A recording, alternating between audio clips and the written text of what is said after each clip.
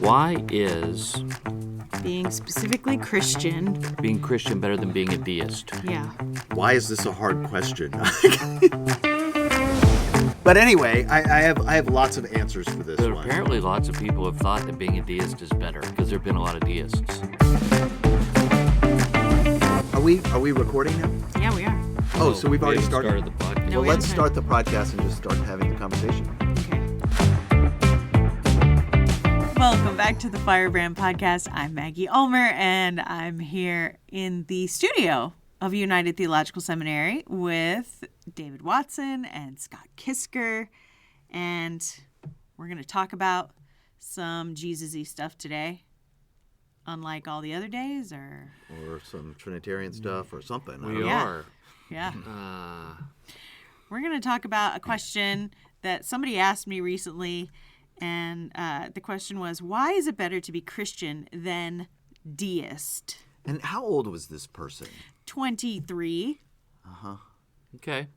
So to rephrase the question, because in conversation with this young adult, she said, because I consider myself spiritual, but not necessarily want to be part of an quote-unquote organized religion. I believe there is a God, but I just don't know why it needs to be the Christian God. So as she was sort of unpacking where she was in her perspectives, what I heard was a lot of different language that we hear, like I'm spiritual but not religious. But I mean, one could argue that that's basically the same consumerist idea that I want to be able to fill the God with my personal opinions of what is the good, and I don't want some narrative, revelation that determines what kind of God this is. Well, I don't want rather to, than- and I think deism is so vague. I can fill it with whatever I Right. want. Okay, so let's set Well, a foundation. Yeah. Rather than critiquing the question, let's try to answer the question, because I do think it's a question a lot of people ask, right? Why should I be a question? Why should I be a Christian? Why Christianity in this world where I can do whatever I want, where we've experienced what's called the Nova effect, as Taylor calls it, this proliferation of religious options that we have now in the West. There's Christianity, what a lot of people see as one option among many. Okay, so I think it sounds like there are two questions at play here. One is there's an exploration of, is one religious expression the truth above all others, or more true than others? And the other question is one more good or more moral or more just than others? I think for a lot of people today, the second question is The more important one? far more pressing for them. Sure. Okay. But why would deism why is deism good? And partly, maybe I fill the term deism with a certain historical knowledge of what that means, Which would be appropriate. which may not be what this person is actually asking. Oh, yeah, I 100% don't think that she has a sort of a historical understanding of what that implies. But And- when I think of deism, I think of a God who created the universe and then checked out. Right. Which is to say that the God created the really crappy world in which we live, and then was like, hope you guys do okay with that, which we're evidently not, but will not intervene or do anything about it. Which to me, Or cannot. right? I mean, depending on your metaphysics. Depending on your metaphysics, right. But either way is either will not, either is not.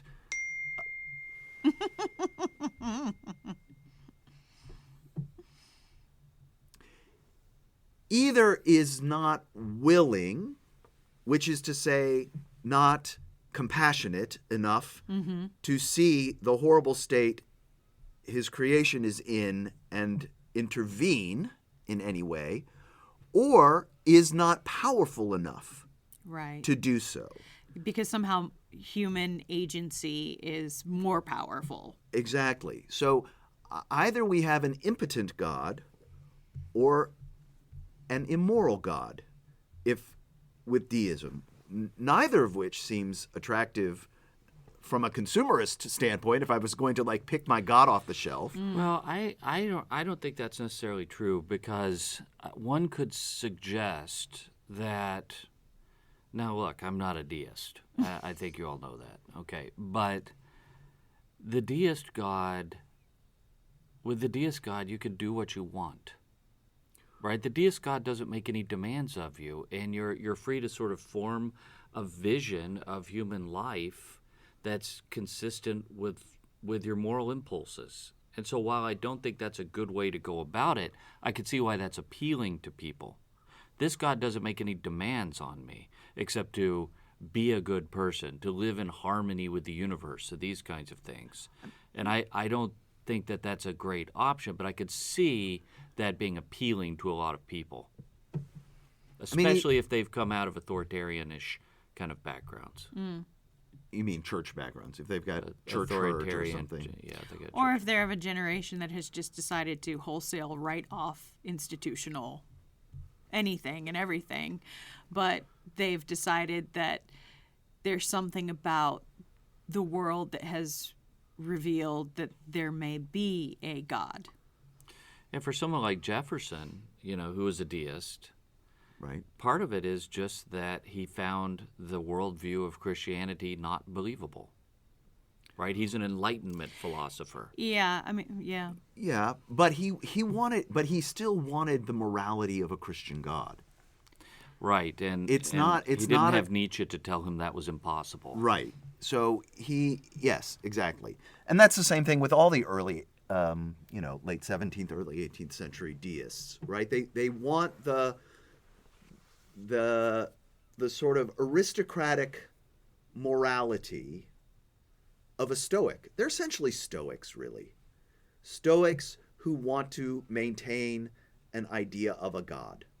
Okay, so you're talking about the philosophical sort of school of Stoicism. Right, which is control your passions.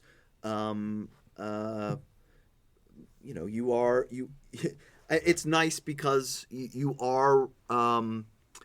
There's a giant rational God out there who's placed everything in the best possible way, and if you, of course, happen to be rich and powerful, that's what you were supposed to be, and your job is to restrain your passions and do the best you can. And I can see how that's attractive. But I think what Maggie's getting at is that there are a lot of people who intuitively perceive that there's something more to this world than what we can touch and see. And they like that. People like to think there's something besides the physical. But Christianity seems, it's the old problem of the scandal of particularity. Yeah. It's so particular in its exclusivistic claims, and it's so particular in its ethical claims that it's a stretch for such people to believe that this is the best way to believe and live. Yeah. Now, I think we can make the case that it is. Obviously, I think that because I'm a Christian. But that's a project. We can't just take for granted that it's self-evidently true that it's the best way, especially in a post-Christian culture where people don't have Christian formation. We're forming them into a new way of thinking, a different way of living. Well, and I guess my problem is just the whole word deist, Sure. right? Which seems the question to me seems like, I can either have a car that used to work but is now on blocks on my front lawn, or I can have a car that does stuff. Yeah. Right? I have a choice of a God that doesn't do anything, but at one point did do something, but either chooses not to or can't do anything now. Or I can have a car that does stuff, right? A God that does stuff. that seems like, an obvious choice to me. But what I'm saying is, if you're going to choose between options, why not be a pantheist or a pagan? At least you've got a spiritual world where you have some connection. Yeah. I think what I appreciate about what you're saying, Scott, is one, first of all, it's rooted in coherence, which is significantly absent in a lot of sort of what I would call sort of like baby conversations about spiritual life, which is kind of what this was. And so you're approaching the word in terms of its meaning and its historical context and its theological implications, and Which that's is not what they mean. No, 100% not. This person has, I doubt, very little of that. No, I think that a lot of young people, and this one young person in particular, is sort of coming at things from the perspective of, in a way, very reminiscent of a pagan sort of mindset, which is, I recognize that I am very small and that there are many, many circumstances far out of my control. So that must mean there is something larger than me. And I like that idea because I am interested in sort of how, from a very sort of pagan, sort of selfish perspective, how can I harness that and use it to my own ends, my own, to edify or fortify my own power? Because I think what she's responding to, and what a lot of young people are responding to, is just a sense of feeling out of control. So many things. And that's a very pagan Yes. worldview. There's all these spiritual forces out Right. there. How can I manipulate them to my best interest? That's correct. The problem with that, of course, is that it's not a personal God. It's not an actual relationship. Yeah. Because you're in control, or you're trying to control, or you're just being manipulated, which is, the demonic side of that. But you're not in relationship. Sure. So And if I were going to say, why the Christian God? I'd say, yes, this God makes demands on you. So I think, But that's because you're in relationship, right. right? It's like a marriage. So I think the other part of this is, and also sort of one of the reasons she seemed very fixated on using the word Deist is because she was interested in saying there is one force. So it was really interesting. There is a monotheistic reality, but in this reality, I am able to, like this God has power available, and you just access it like you're going to a vending machine. It was the most interesting thing in terms of its incoherence that I had heard in a long time. Had she just seen Star Wars? It is kind of like that, isn't it? It's like the Force. Yeah, it's like the Force. But what? But no, she's definitely not seen Star Wars.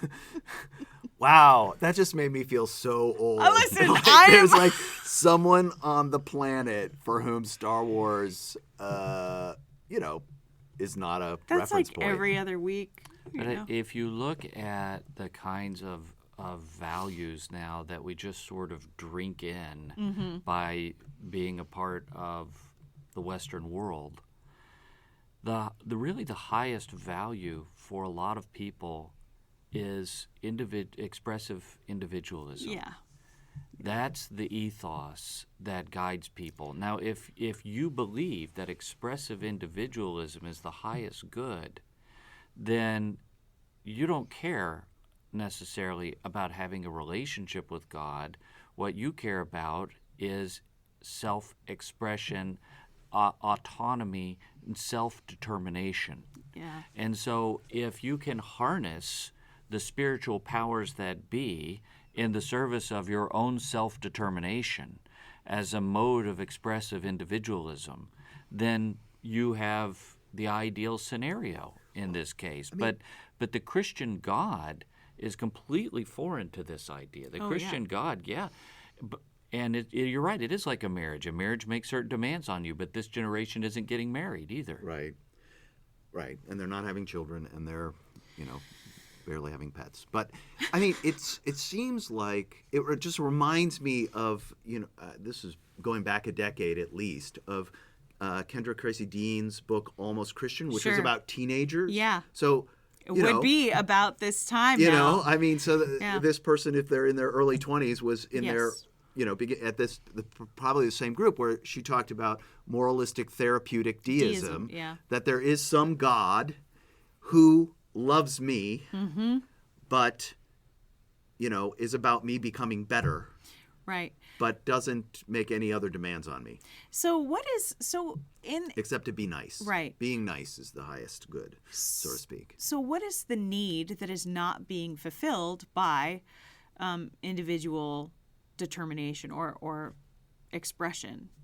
For instance, because it's really what is at the core of driving that consumption of that vision of God, that sort of like I come to you, you give me power, I do what I want with it, is somebody is trying to fill a need for control or something like that. But what is not being met there? I think it's very Scott brought up the issue of paganism, and I think it's similar to the pagan world. Paul is going to people who have been believing that they've been manipulating deities for their life in order to get what they want, to have a better life. And he comes into this and he tells them, look, you used to follow these elemental deities or these elemental spirits, but what did it get you? Is your life really better? Are you actually fulfilled? What do you think about what's going to happen when you die? Right. What kind of ethical life are you actually living? These demons, as he thinks of them, haven't been serving you. You've been serving them. Yeah. You've been enslaved to them, all the while they're tricking you into thinking that your life is better. Right. But in fact, you haven't been free. You've been enslaved. And that's what people don't see, is that having a spiritual but not religious position doesn't make you free. It's like Dylan said, you're going to serve somebody. The question is... Bob Dylan, by the way. Yeah, Bob Dylan. You're going to have to serve somebody. Who's it going to be? Right. And the experience of messing around with spiritual forces that you think you can control but cannot isn't going to be life-giving. No. I mean, I remember, thinking about the moralistic therapeutic deism as Kendra Tracy Dean described it, and I think other people described it before she wrote the book Almost Christian. But basically the idea is that it's not that you have these demonic and angelic forces all around you. That part of the spiritual world almost doesn't exist. It's just that there's a God who is kind of your therapist, Your pet. and butler, Yeah. right? Who and really all God wants is for you to be a good person, and as long as you're a good person, then God is willing to be your cosmic therapist and your, butler, and you basically get to define what good is. You get to define the moral universe in which you become good. And as I remember Kendra's work on this, what she said, which your comment, Dave, earlier, sort of is what brought this up to me, is it's not that these teenagers are reacting against the church and their lack of formation. This is exactly what The church mainline Christianity formed them in. formed teenagers to be. Yeah. That's They depressing. didn't give them, we didn't give them, or we weren't maybe given even, depending how long back you want to go, the particular God in Jesus Christ. We were given a kind of vague God who wants you to be nice. Right. And that sort of defines mainline Christianity. So I have a question, and I have two questions, but the first question is this: can that lead to a pagan worldview? Can that, a view of God that is like, just be a good person, but can that... seems to have done. I know. Yes, it does seem to have done, but I'm wondering what the sort of the evolution of thought there is. That's just the question that's occurring to me. I don't know if it's actually helpful to this conversation, but it's just... It is helpful because what's happening is with this kind of sort of beige Christianity Scott's talking about is you are stripping the faith of its particularity. Yeah. And its power. And so if you strip it of its particularity, then yes, Christianity makes a very exclusive set of claims. You know, there's one God who came to us in one person and died a particular death so that we could have life. And demands that you love. And not just your friends, not just your family, not just other good people, but your enemies. Well, and love God above all else. Well, yeah, which means it's a relationship. Yeah. With a force that is terrifying, that is holy. Yeah, that is holy. So my other question is then, so why be Christian? I mean, I understand, like, I know that what the sort of the details of Christianity are, but I think that for this, in particular for this generation, they may be emphasizing or discerning between what is good according to their somewhat sort of like the buffet of things that they use to determine what is good. But you can't really separate truth from goodness and Christianity. I mean, those two things, truth, goodness, beauty, they all ride together. But, you know, if you were sitting down and talking with someone, why would you say Christianity was good? And certainly all of the things we know that can come with engaging spiritual practices that are occultic or whatever, they come with their own consequences. So there's, just as you were saying earlier, David, there's a promotion. Thanks. Just as you were saying earlier, David, about Paul saying, you know, is this really working for you? Like, how do you have that conversation with someone? What would you say? I think we're going to have these conversations a lot. I agree. And I think we're going to have to handle them with truthfulness and also with some level of sensitivity. Yeah, absolutely. To the fact that we're dealing with people who have been malformed either by the church or by the secular ambient culture. Okay? And so nobody is going to come to the faith but by being browbeaten, right? Absolutely. They have to be, you have to walk alongside them. You have to have a relationship of trust with those people. And so the conversations, I think, have to be carried out in most cases in that way. Now, what about the content of that conversation? Okay, so once we get past the mode of it, what is the content? And I think I do think that in a lot of ways, Paul is the model with this stuff. Christianity, there is real power to change your life and to be Christianity. Jesus saves you. Jesus saves you. The crystals in your pocket can't save you. Your tarot cards can't save you. Your Ouija board can't save you. Your meditation can't save you. Only Jesus can do that. And I think people know from the state of their lives that they need saving. There's just something about the human condition. We recognize my life's not right. Something's off. And I'm not quite sure what it is, but is this it? Is this all there is? Sometimes we'll be able to bring people into the faith by relationship.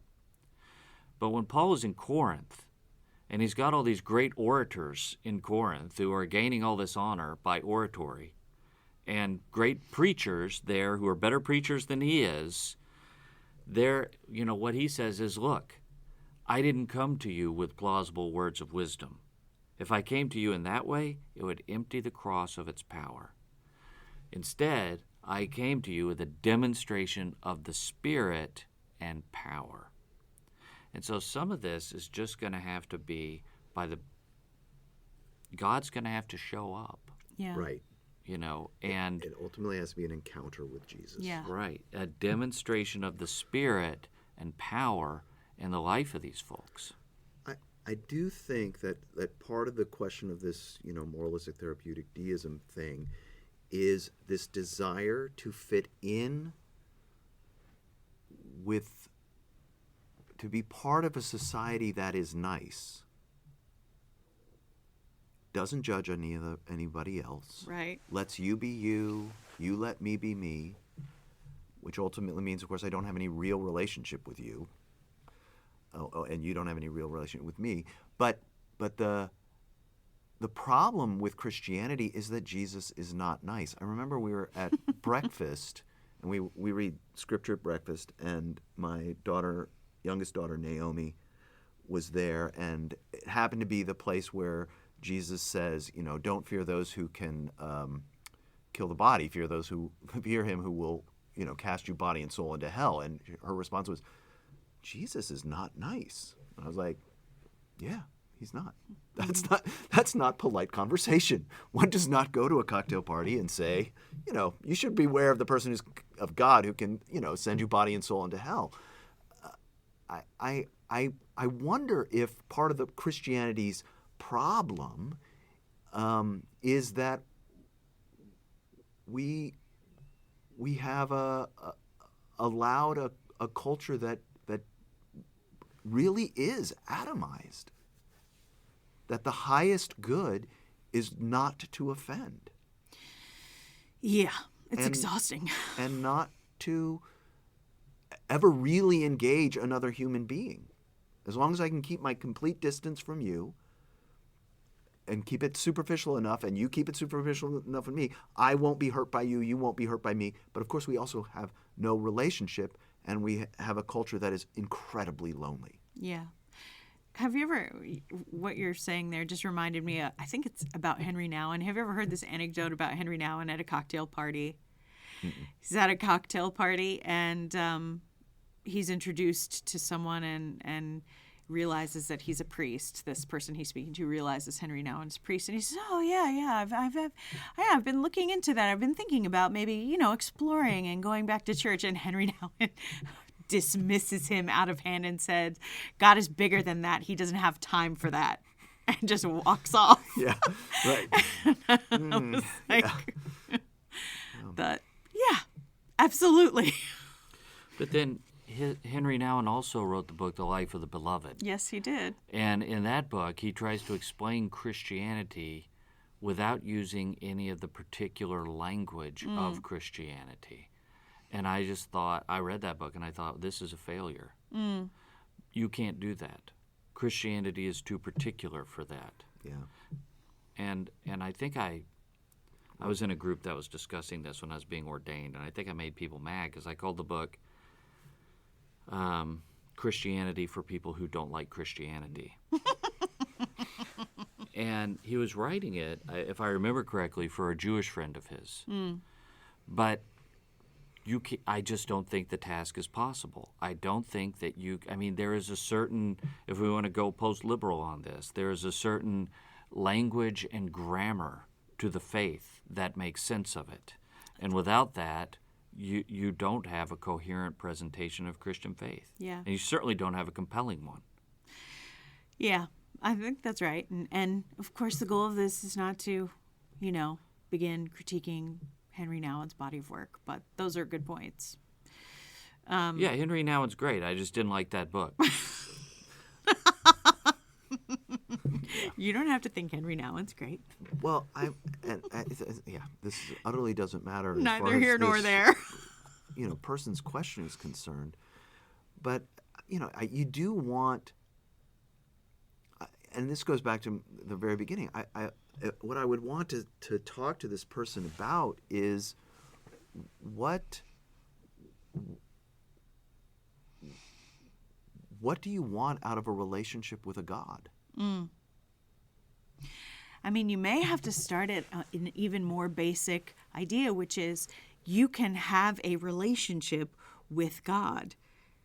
And you may have to start... But that means God has a personality. In fact, 3, because he's 3 persons in one God. Sure.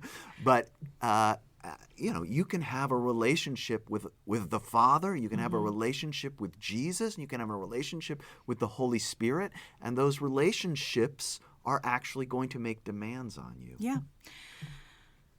It's interesting. But you can also make demands on them, right? Yeah. That's what prayer is. Yes.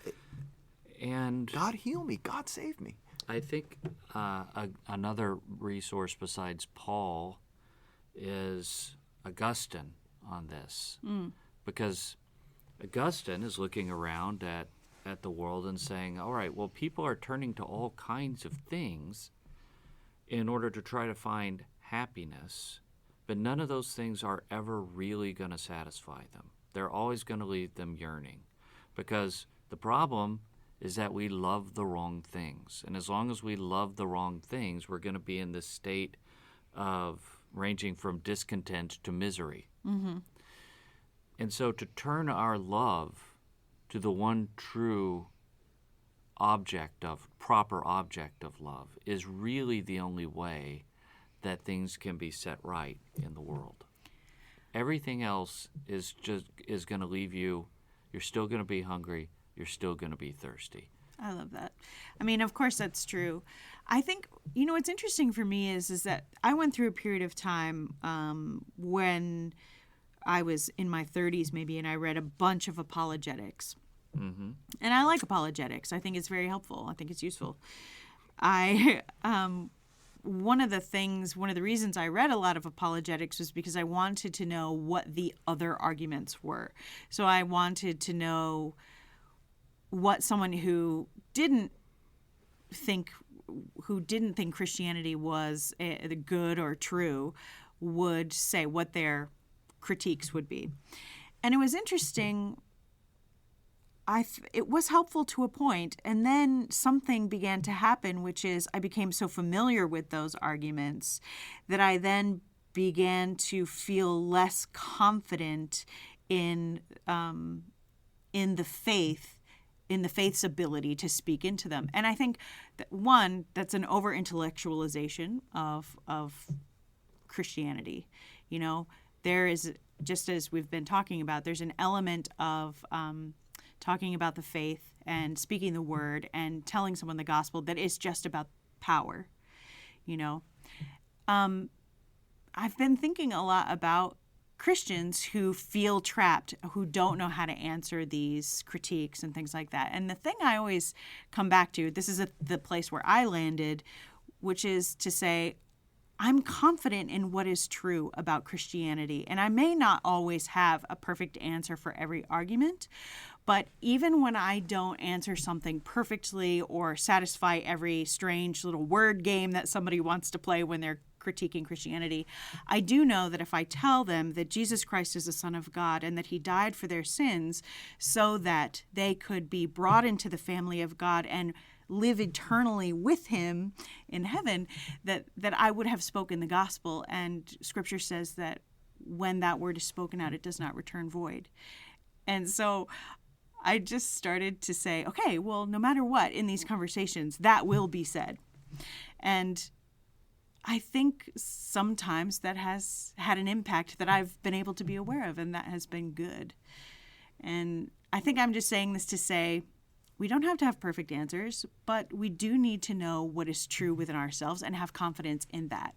Yeah, Paul talks about the gospel as the power of God for salvation. Yeah. First to the Jew and also to the Greek.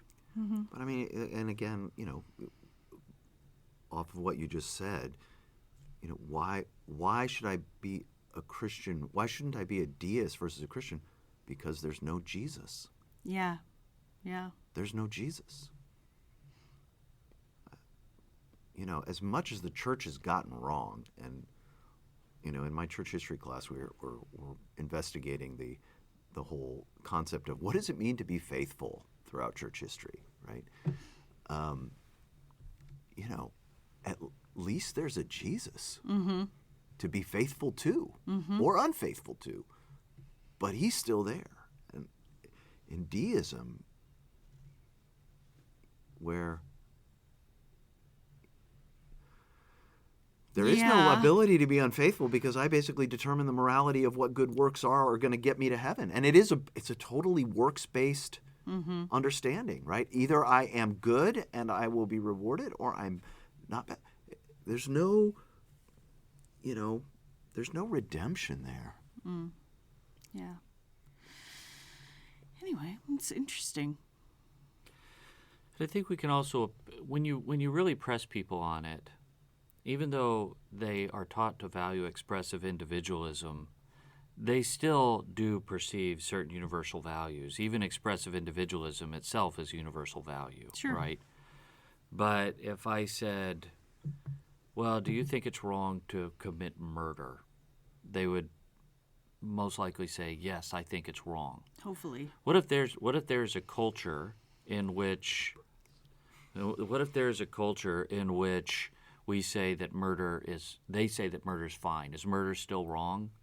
At least a lot of people would probably say, yeah, murder's still wrong. Or you could use something that's much more popular. You might say oppression. Yeah. Okay? Is oppression wrong? Yes. Is oppression always wrong? Yes. Okay. Why? Gosh, I have chills right now. I have to be honest, because I feel like we're actually having debates about those questions right now. Yeah, culturally. Yeah. If you're oppressed, is it okay to murder? Yeah. Yeah. Or are there certain groups of people it's okay to murder? Yeah. It's terrifying. But for most people, my point is that there are certain things that they will say are universally right or universally wrong. And then the question is, why? Yeah. Where does that come from? Mm-hmm. What is that rooted in? Because so-and-so over here doesn't think that's wrong. Right. Is cannibalism wrong? Right. There are certainly cultures where it's not or hasn't. We just been, start right? with, is cannibalism gross? Well, not everybody. Obviously, not everyone has thought that, right? Yeah, I mean, I remember a student I knew at United, who was from a cannibal. No, she was not. Okay, good. But she there was all of this kind of how she was from I don't know where exactly, but the South Pacific Islander, somewhere, and I want to say Tonga, but I'm not 100% sure. But in any case, she was from there, and she was in a class where everyone was saying how horrible missions are. Right? And how horrible missionaries were because they destroyed the culture. It was another form of colonialism. And the person asked her, what do you think you would be doing if the missionaries hadn't come to you? And her response was, I'd probably be eating you. So I just loved that response. She was awesome. Yeah. That student. Anyway. I'd probably be eating you. Well, I don't know. This conversation has been a little all over the place, but when in these conversations with the kind of folks that you're talking about, Maggie, it does help, I think, to appeal to certain ethical universals that they'll acknowledge, because then we have some common ground and we can start talking about why oppression is wrong, or why is cannibalism wrong. Yeah, is justice important? Right. Yeah. And Pointing out that there are universals is you have to say that points to a particular God. Right. Yeah. Right? Exactly. Not just a God that says anything goes. Well, and your assumption that they're universals is actually not true. They're not universals. They're only universals for those who have some connection to a particular understanding of the good. But the point in having the conversation is there are certain goods that even pagans will say are universal goods. But not all pagans. But that doesn't matter for the argument that I'm making. If they believe that something is universally good, the question for the folks is, why do you believe that? Where does that come from? Where does that come from? Yeah, because the premise of the fact that there is a universal good that comes from a particular source has to be established in the argument somewhere. And then once you establish that, then Scott's point follows logically. Exactly. That comes from a particular God. That's right. Yeah. Well, I feel like I think your point earlier, David, about these particular types of conversations happening more frequently and happening in the context of trusted relationship. I mean, I think that is all true. And I will just say one really encouraging thing about, I think, this generation of people who are in their late teens, early 20s is they are very, they're sort of naturally or they're zealous. They're very zealous about whatever they're zealous about. And so as opposed to us when when we were their age and they made the movie Slacker. I literally just talked about that earlier today. I was just talking about that. Like, how is Gen X known? Slackers. And then I felt bad because I love Gen X, but I was like, well, we're not like slack. It wasn't just a general slackerness. It was a response to the sort of the consume, greed is good, anyway. The boomers, Yeah. So anyway, all that to say, they're very zealous. And so it's like, if you can demonstrate, or if you can, in relationship over time, guide them into relationship with Jesus, they will give you a run for your money in the practice of this faith. Yeah. They really will. They will convict you, which is good. We need it. Amen. So anyway, any closing thoughts, gentlemen? I don't think so. I think it's been a good conversation, and I'm glad we had it. Well, I appreciate it. I appreciate the help. That's been our podcast for today, you guys. We're so grateful that you listen. Please subscribe and share this podcast with a friend, and we'll come back to you in the next conversation. Bye.